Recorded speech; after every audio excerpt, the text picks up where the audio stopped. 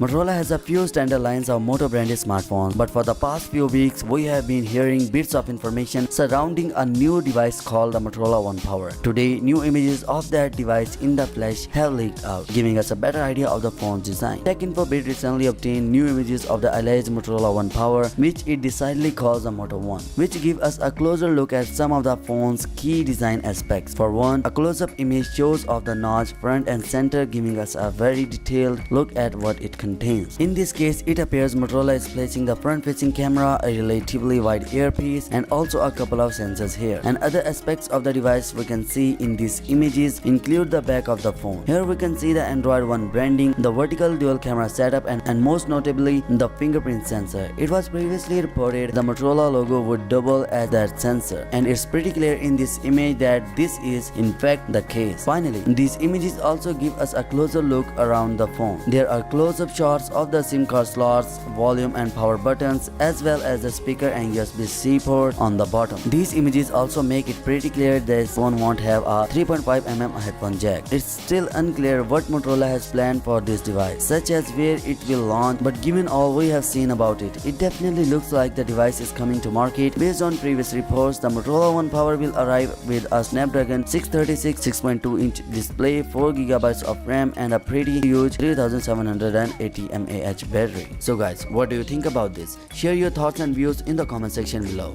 And yeah, peace.